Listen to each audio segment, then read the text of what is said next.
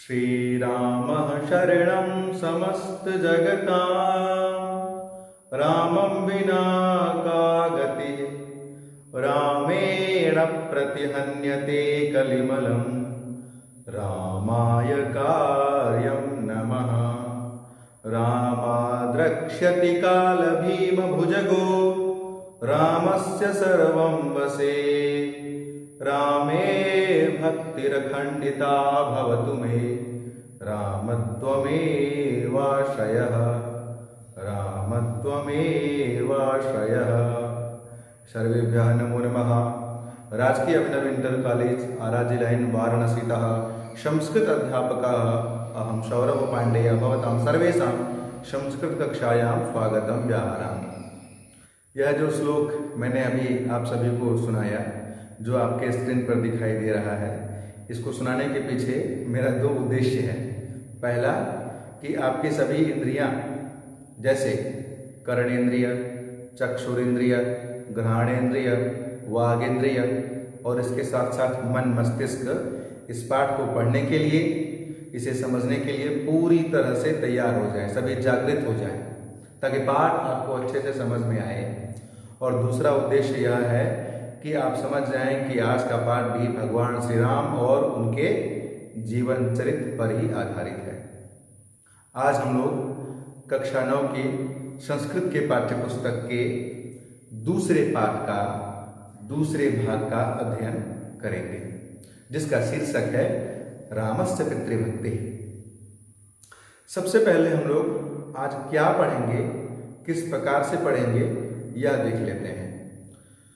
प्रारंभ में हम लोग पिछली कक्षा में पढ़े गए पाठ का सारांश देखेंगे, उसके बाद आज के पाठ का सारांश देखेंगे और आज के पाठ को पढ़ने के पीछे क्या उद्देश्य है, आपको क्या मिलेगा, इसके बारे में चर्चा करेंगे।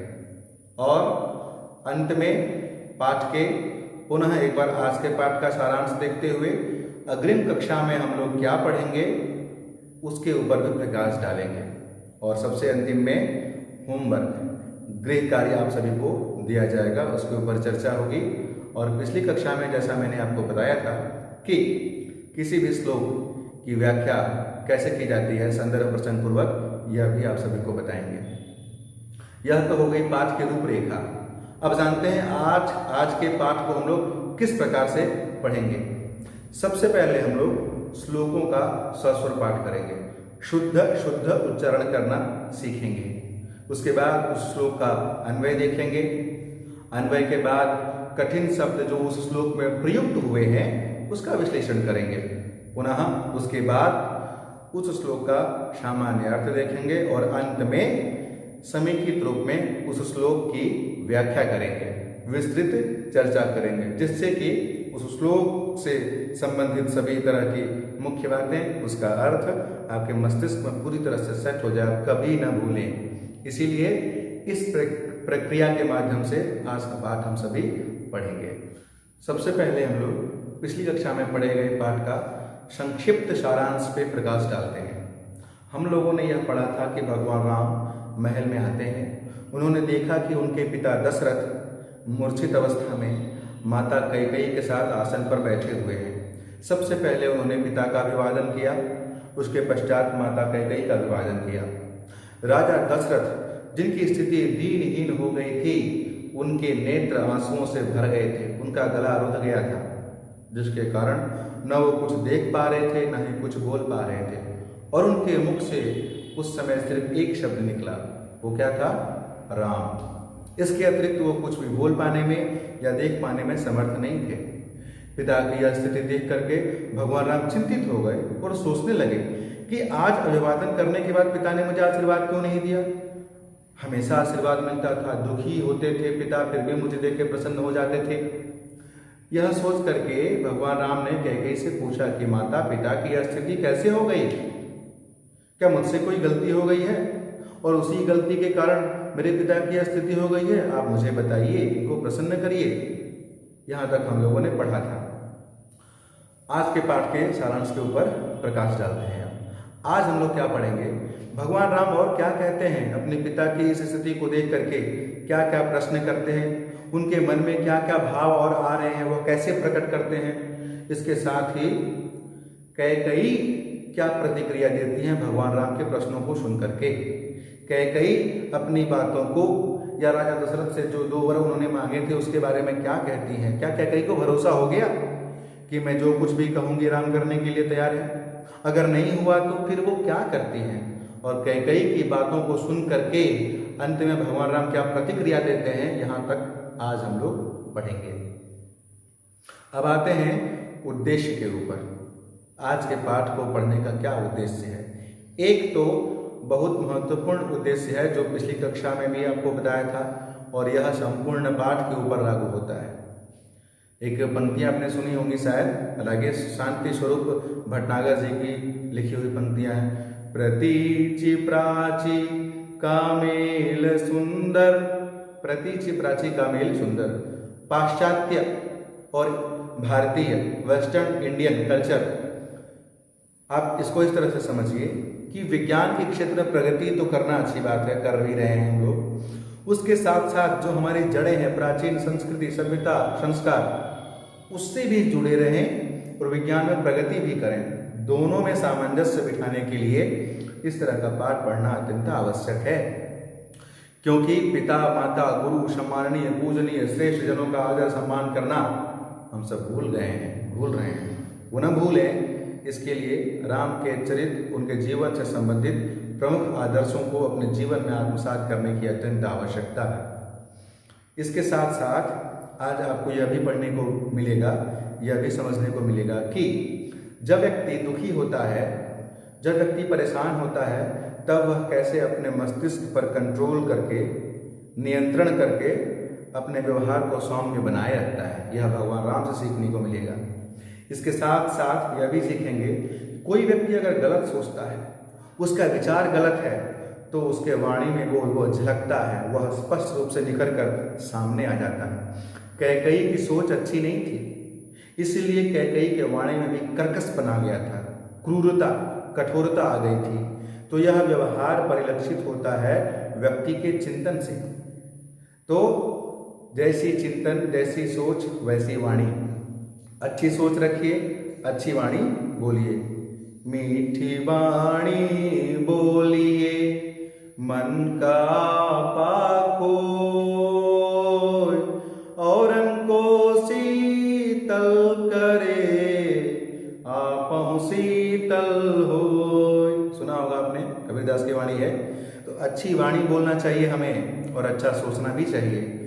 हमें अपने आचार, विचार, व्यवहार पर नियंत्रण किस प्रकार स्थापित करना है, यह भगवान राम के जीवन चरित्र से आज के पाठ में हम सभी सीखेंगे।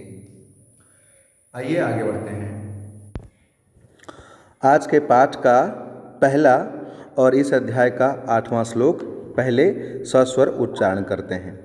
अतोषयन् महाराज मकुर्वन् वा पितुर्वचः मुहूर्तमपि नेच्छेयं जीवितुं कुपिते नृपे। अब इस श्लोक का अन्वय देखिए। नृपे कुपिते महाराजम अतोषयन् पितुः वचः वा अकुर्वन् मुहूर्तम अपि जीवितुं न इच्छेयम्।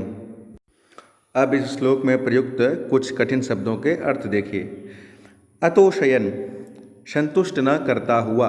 अकुर्वन, न कुर्वन इति अकुर्वन, यहाँ पर नए समास हुआ है। अकुर्वन अर्थात न करता हुआ। मुहूर्तम, एक मुहूर्त अर्थात 2 घटी अर्थात 48 मिनट्स। मुहूर्तम अर्थात 48 मिनट। इच्छेयम, चाहता हूँ। अब इस श्लोक का अर्थ देखिए।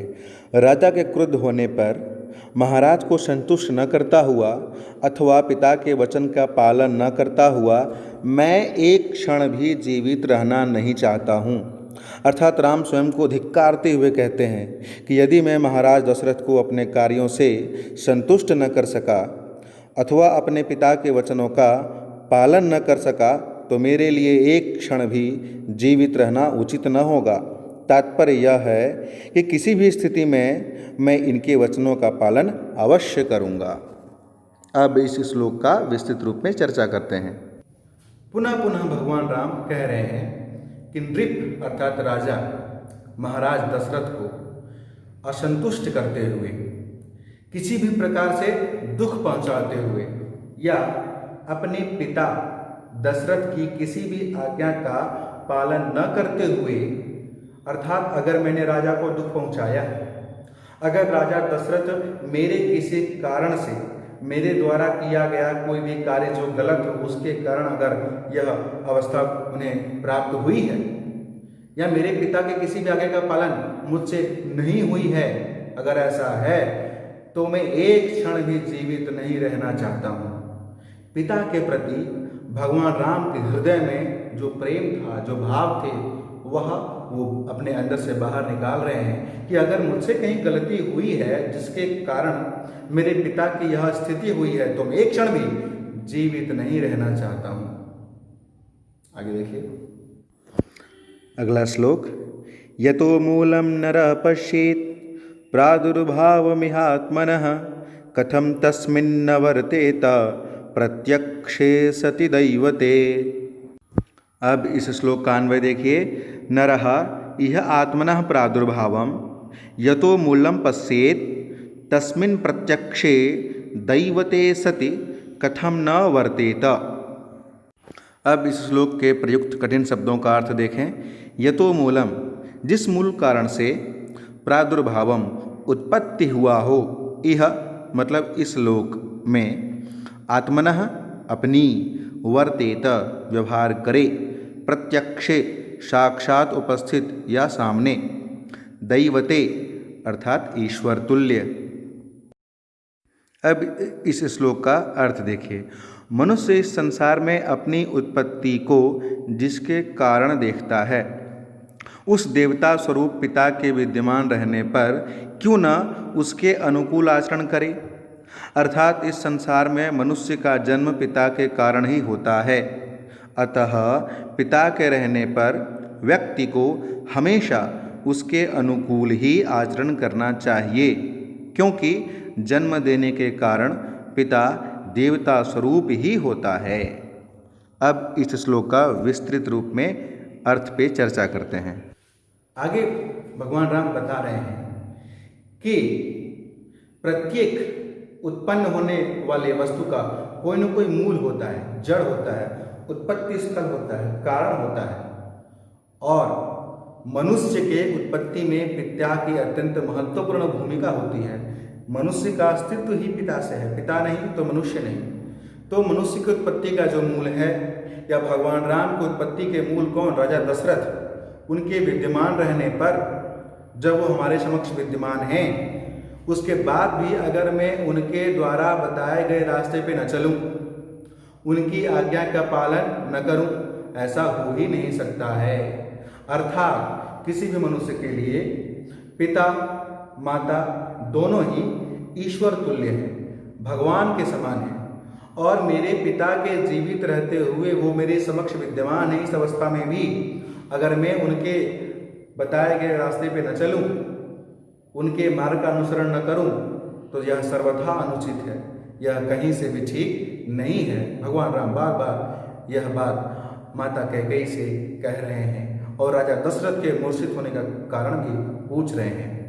आगे देखिए क्या होता है। 10वां श्लोक। एव मुक्ता तु कैकेयी राघवेण महात्मना उवाचेदं सुनिर्लज्जा धृष्टमात्महितं वचः। अब इस श्लोक का अन्वय देखिए। महात्मना राघवेण एवं उक्ता तु सुनिर्लज्जा कैकेयी धृष्टम आत्महितम इदं वचः उवाच। कुछ कठिन शब्दों के अर्थ देखें। महात्मना अर्थात महान पुरुष द्वारा, उक्ता कहा, सुनिर्लज्जा अत्यधिक लज्जा रहित, धृष्टम ढिठाई से भरा या ढिठाई के साथ, आत्महितम वचः अपने स्वार्थ का वचन, उवाच कहा। अब इस श्लोक का अर्थ देखिए। महात्मा राम ने जब इस प्रकार कहा तो अत्यधिक निर्लज्ज कैकेयी ने धृष्टता में ही अपनी भलाई समझते हुए इस प्रकार वचन कहे। तात्पर्य यह है कि विशाल हृदय वाले राम के सम्मुख भी कैकेयी अपने तुच्छ स्वार्थ को त्याग न सकी और अत्यधिक निर्लज्जता और धृष्टता से स्वार्थ से युक्त अपनी बातें कहने लगे। अब इस श्लोक के अर्थ पर विस्तृत चर्चा देखिए। मनुष्य जब अपने स्वार्थ की पूर्ति की भावना से लिप्साग्रस्त हो जाता है तब वह सही और गलत का निर्णय करने में अक्षम हो जाता है। इस श्लोक में क्या बताया गया है? जब भगवान राम अपने पिता के प्रति ऐसी अच्छी वाणी बोल रहे थे, आदर व्यक्त कर रहे थे, समर्पण की भावना अभिव्यक्त कर रहे थे, इन सभी बातों को सुनने के पश्चात कैकेयी अत्यंत धृष्टतापूर्वक, निर्लज्जतापूर्वक भगवान राम की बातों को सुनने के पश्चात अपने स्वार्थ की पूर्ति के लिए वो क्या बोलती हैं, वह देखिए अग्रिम श्लोक में। 11वां श्लोक देखें। प्रियं त्वामप्रियं वक्तुं वाणीनास्य प्रवर्तते तदवश्यं त्वया कार्यं यदनेनाश्रुतं मम।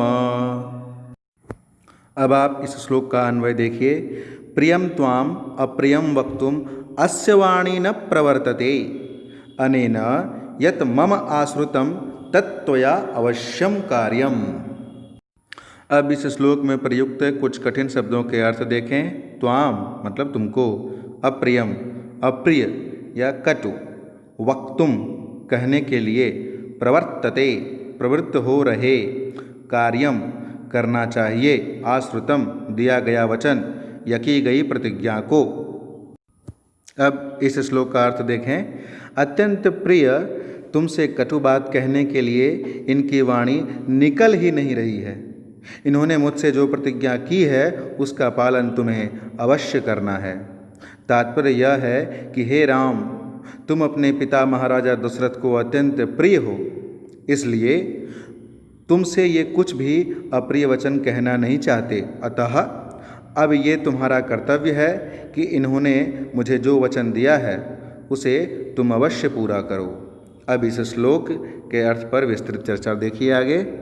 कैकेयी ने कहा कि कोई व्यक्ति अगर किसी का प्रिय हो तो अपने प्रिय व्यक्ति के प्रति कोई भी अप्रिय वाणी नहीं बोल सकता। तुम राम अपने पिता दशरथ के अत्यंत प्रिय हो, इसीलिए चूंकि तुम प्रिय हो, यह तुम्हारे प्रति अप्रिय वाणी नहीं बोल सकते, इनका मुख ही नहीं खुलेगा, यह तुमसे कुछ बुरा बोल ही नहीं पाएंगे। इसीलिए चूंकि यह तुमसे नहीं बोल पाएंगे, इन्होंने जो कुछ भी मुझसे कहा वह सब कुछ तुम्हें करना पड़ेगा। कैकेयी चेता रही है राम को और बता भी रही है कि यह नहीं बोल पाएंगे क्योंकि तुम प्रिय हो, इनको बोलना है अप्रिय। ऐसा होता है ना कि कोई अगर हमारा अत्यंत प्रिय व्यक्ति हो, उससे कुछ बुरा नहीं कहा जाता है, मुख से निकलता नहीं है, यह सोचने लगते हैं कि कैसे कहें कैसे। वही स्थिति दशरथ की है। कैकेयी समझा रही है कि चूंकि तुम प्रिय हो तो इनसे निकल ही नहीं रही है कोई वाणी इनके मुख से, इसीलिए मैं जो कहती हूँ वो सुनो, अर्थात जो कुछ भी इन्होंने मुझसे कहा है वो तुम्हें करना पड़ेगा। ऐसा कैकेयी भगवान राम से कह रही हैं। आगे देखिए 12वां श्लोक देखें। एष मह्यं वरम दत्त्वा पुरा मामभिपूज्य च स पश्चात्तप्यते राजा यथान्यः प्राकृतस्तथा। अब इस श्लोक का अन्वय देखिए।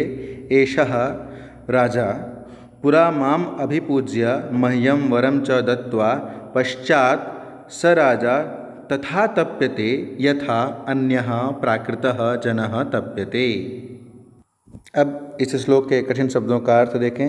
एष अर्थात इन्होंने, मह्यम मुझे, पुरा पहले या प्राचीन काल में, अभिपूज्य सम्मान करके, तप्यते संतप्त हो रहे हैं, प्राकृतः अर्थात साधारण जन या साधारण मनुष्य।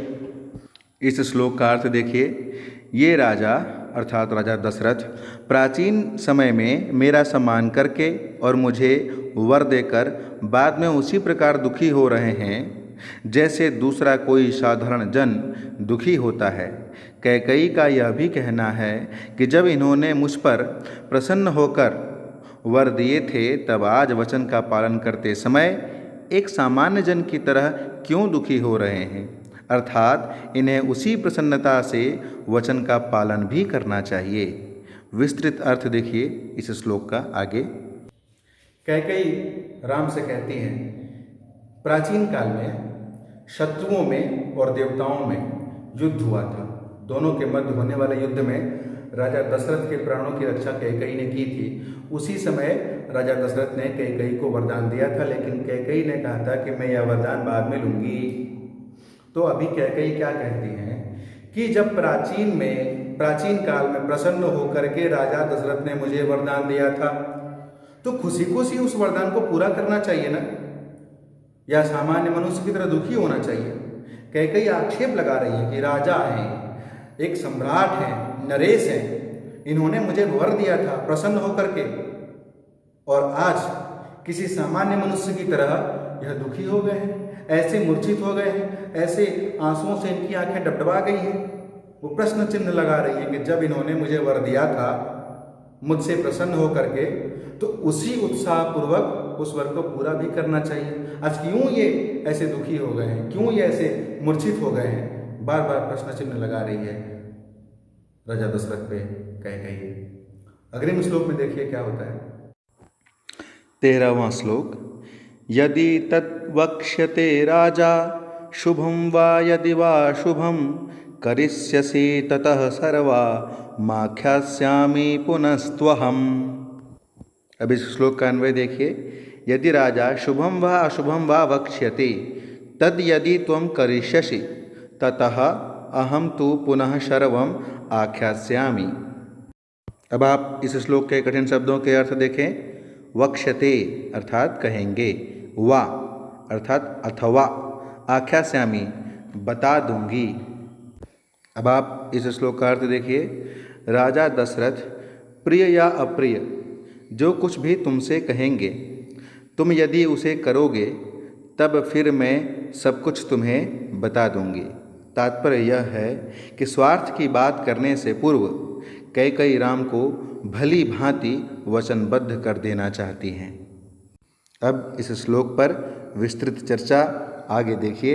दशरथ के प्रति ऐसा बोलने के पश्चात कैकेयी ने जब राम से वर को बताना चाहा तो उनके मन में शंका उत्पन्न हो गई कि क्या राम मेरी बात मानेगा, क्या मैं जो भी कहूँगी कि यह बात राजा दशरथ ने मुझसे कहा उसको वो मानेगा। इसको लेके वो शंका प्रकट कर रही हैं, और यही शंका प्रकट करके राम से कह रही है कि तुम्हारे पिता ने जो कुछ भी मुझसे कहा, अच्छा कहा या बुरा कहा, कुछ भी मुझे कहा तुम्हारे पिता ने, जो तुम्हें करना है, अगर वह करने के लिए तुम तैयार हो तब मैं तुम्हें आगे बताऊंगी कि इन्होंने मुझसे क्या कहा। वह सुनिश्चित कर लेना चाहती हैं पहले कि भगवान राम मानेंगे या नहीं मानेंगे। राजा दशरथ ने जो कुछ भी कैकेयी से कहा, जब कैकेयी भगवान राम को बताएंगी तो कहीं भगवान राम मुकर तो नहीं जाएंगे। इसीलिए कह रही है कि अच्छा या बुरा जो कुछ भी तुम्हारे पिताजी ने, राजा दशरथ ने मुझसे कहा, अगर वह तुम करने के लिए तैयार हो तो बताओ, मैं तुम्हें बताती हूँ कि उन्होंने मुझसे क्या कहा। अगला श्लोक 14वां श्लोक देखिए। एतत्तु वचनं श्रुत्वा कैकेय्या समुदाहृतम् उवाच व्यथित रामस्तां देवीं नृपसन्निधौ। अन्वय देखिए इस श्लोक का। कैकेय्या समुदाहृतम् एतत् वचनं श्रुत्वा तु रामः व्यथितः सन् नृपसन्निधौ तां देवीम् उवाच। अब इस श्लोक के कठिन शब्दों का अर्थ देखिए। श्रुत्वा सुनकर, समुदाहृतम भली प्रकार से कहे गए, व्यथितः अर्थात दुखी, नृपसन्निधौ राजा के पास। अब इस श्लोक का अर्थ देखिए। कैकेयी द्वारा कहे गए इस वचन को सुनकर तो राम ने दुखी होते हुए राजा के पास बैठी हुई उस देवी अर्थात माता कैकेयी से कहा। विस्तृत व्याख्या आगे देखिए। कैकेयी ने जब राम से इस प्रकार कहा कि अगर तुम पिता के द्वारा कही गई बातों का पालन करने के लिए तैयार हो तब मैं तुम्हें कहूँगी, यह सुनकर के राम दुखी हो गए। क्यों दुखी हो गए?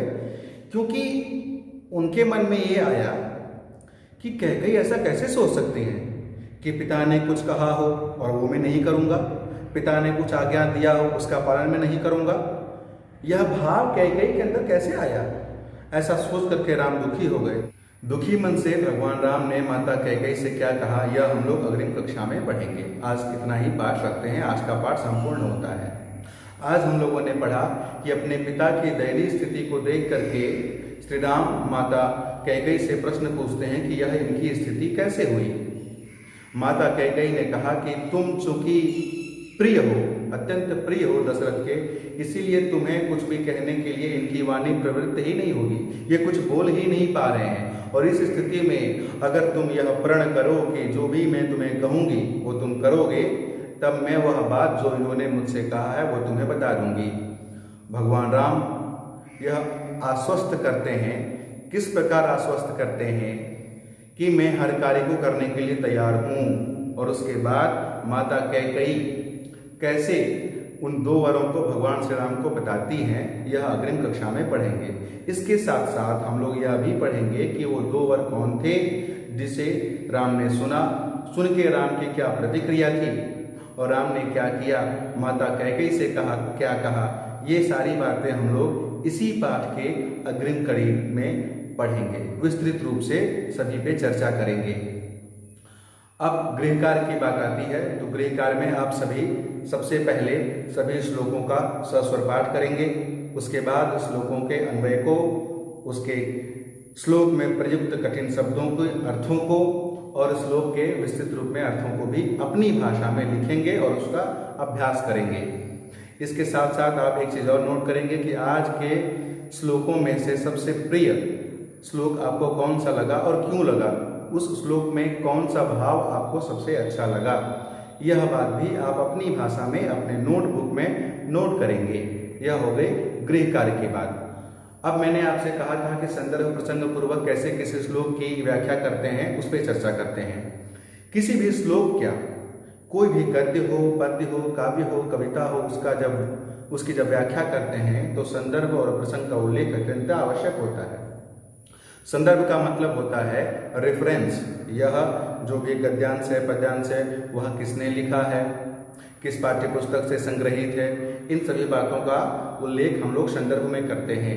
जैसे इस पाठ के किसी श्लोक का संदर्भ लिखना हो तो आप यही लिखेंगे कि यह श्लोक हमारे पाठ्य पुस्तक से संग्रहित है।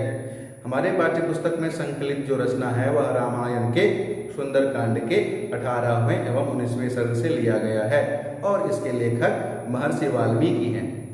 यह हो गया संदर्भ। प्रसंग में आप उस श्लोक के भाव को लिखेंगे कि इस श्लोक में राजा दशरथ ने कैकेयी के प्रति अपने इस प्रकार के भाव प्रकट किए, या इस श्लोक में कैकेयी ने अपनी बातों को श्री राम से इस प्रकार से कहा। तो श्लोक के भाव को ही प्रसंग में लिखा जाता है। ये तो हो गई संदर्भ प्रसंग पूर्वक किसी भी श्लोक के, गद्य के, पद्य की व्याख्या करने की प्रक्रिया। यह जानना अत्यंत आवश्यक है जिससे कि आप प्रश्न पत्र में संदर्भ प्रसंग पूर्वक किसी भी श्लोक की, गद्य की, पद्य की व्याख्या करने में समर्थ हो सकें। इसे भी आप नोट कर लें। अब उद्देश्य की बात करते हैं, इस पाठ को पढ़ने का क्या लाभ हुआ। आप स्वयं भी विचार करिए कि इस श्लोक से, इस पाठ से आपने क्या क्या सीखा, कैसे प्रतिकूल परिस्थितियों में हमें अपने ऊपर नियंत्रण रखना चाहिए। साथ ही साथ कभी भी स्वार्थ लिप्सा में आके कोई कार्य हमें नहीं करना चाहिए, उसका परिणाम अच्छा नहीं होता है। कैकेयी ने स्वार्थ लिप्सा में आकर के जो निर्णय लिया वह निर्णय घातक सिद्ध हुआ, राजा दशरथ की मृत्यु हो जाती है। तो इस प्रकार स्वार्थ लिप्सा में आके हमें कभी भी कोई भी कार्य नहीं करना चाहिए। इस प्रकार आज की कक्षा यहीं पे संपूर्ण होती है। आप सभी स्वस्थ रहिए, अपना ध्यान रखिए। बहुत बहुत धन्यवाद।